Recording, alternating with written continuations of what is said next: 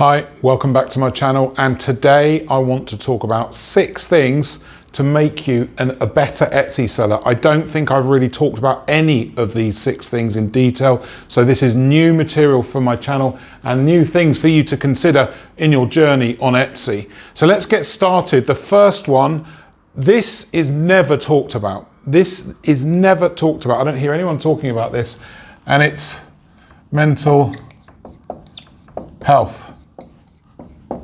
Okay? If we look after ourselves mentally, understand our strengths, understand our weaknesses, understand the good things in our lives, the things that are causing problems in our lives when it comes to our brains and what's going on inside them, your store will perform better if your brain is functioning better and you understand what's going on and why things happen in your lives the way they do. Often overlooked, but a very integral part of any successful seller in their journey on Etsy. So if you find yourself in patterns of behavior, things where you think, I should be doing that, but I'm not doing that. Why am I not doing that? Where does my procrastination come from? Or maybe you perceive yourself to not having mental energy.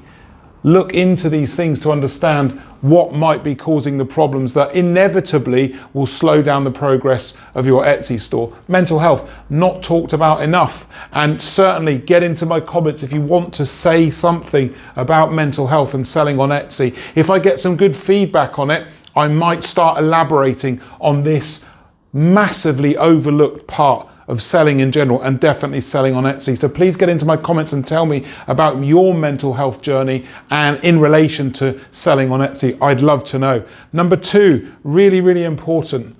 Understand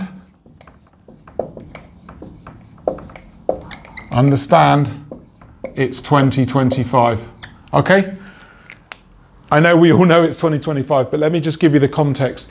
We've got to understand that everybody is selling everywhere nowadays. The competition is really high, and most of the material that you see on Instagram, YouTube, TikTok for Etsy is going to lead you away from the goal of being a successful Etsy seller. Because behind all these people telling you what to do are affiliations to companies that they're trying to sell for. And in 2025, we must understand Etsy is really hard work. You've got to commit to a minimum of 12 months to make something work and start to see the fruits of your labor. Understand the reality of what it means to sell on Etsy in 2025. You can still be really successful. No problem at all. I'm working with many sellers I've built in the last 2 years that have got thousands of sales. But you've got to understand the reality and bin off all that noise and rubbish YouTube content promising the world for low effort. It's never ever going to happen. Understand the reality. It's hard, but the rewards are there in 2025. Really important. Number 3, this is critical. I don't think I've ever mentioned this. You need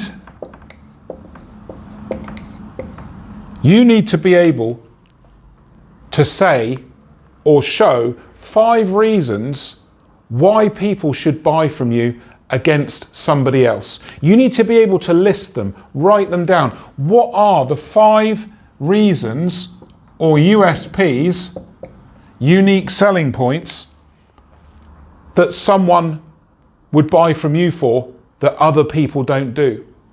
I see countless stores coming to me every single week that just look like every other single Etsy store that already exists. And I say to these people, what are you offering? What are you bringing to the market? What makes you stand out to make somebody choose you and spend their hard-earned money on you over somebody else? If you can't come up with 5 reasons for your business, then you're not offering a compelling enough buying proposition to those customers. Get 5 reasons why people should buy from you. Really important. Okay, where are we? Number 4. Number 4 is you are the weakest link in your business. So it kind of leans into mental health here.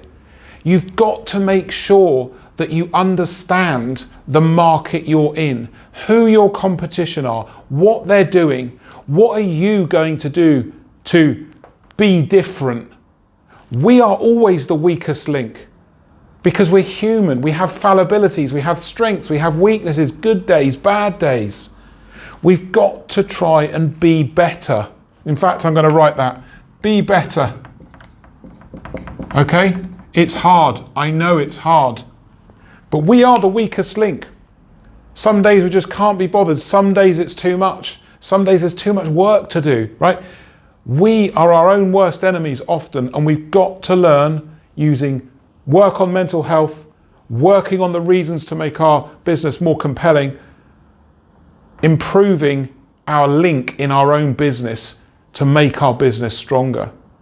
Get into my comments on this. Tell me about your weakest link. What is your weakest trait? Actually, it goes really well with mental health. Tell me what your weakest link is in the way you run your business. What's the bit that you're just not very good at, that you just can't seem to get a grip on? Tell me in the comments. You know I reply to every single person eventually. Okay, number 5. This is massive, and this is where so many people fall short of the mark. Number 5. My writing is terrible. Number 5, consistency.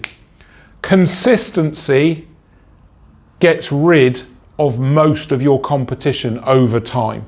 If you can be consistent and really, really stick to the task of building and growing your business, most people don't bother.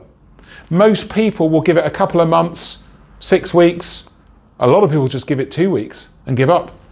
Consistency will get you further ahead than so many of your competitors, but it's so hard to do because it's all very well in the first month or two, it's all exciting and new, isn't it? But 6 months down the line, when you're looking at 10 sales or 15 sales and going, what's going on? What am I doing wrong? What isn't clicking here? That's when the gears need to kick in, and you need to find another gear and say, right, what am I going to do differently? What am I going to do to build constructive consistency in my store? That's the time when you start to accelerate and push forward against your competitors who may not push and be as consistent as you. Consistency, it's so, so important. And number 6, so this, I get why Etsy sellers do it, but when you look at it, it doesn't make any sense at all. So,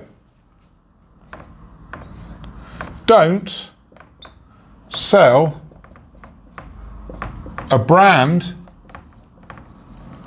name. Okay, I'll be specific here. Don't sell a brand name when you don't have a brand. So I see stores coming to me every week, really, every week, I'm not lying, every week, that have a brand name all over their t-shirts. It's usually print on demand, on their phone cases, on their hoodies, big logos with names. Nobody is going to buy any of that stuff. Why? Because you don't have a brand. If it's Nike, it's fine. They've been around for decades. People have bought into that brand. They know it and love it. But nobody knows your brand. You don't exist. So nobody's going to buy into it, and you will never ever make sales on that brand until you've established the history of the brand. That takes time. That takes years of building and growing, establishing a presence. You can't just slap logos and names on things when you open a new Etsy store. It won't work. I promise you, it won't work. If you've got a following and a history, well, yes, then you've got a chance. But don't do it if you're new. It won't work.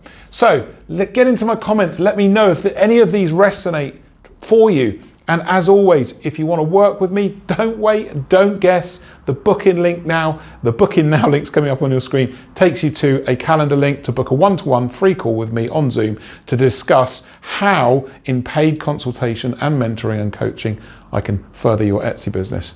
I look forward to catching you in the comments and catching you in the consultations. Cheers.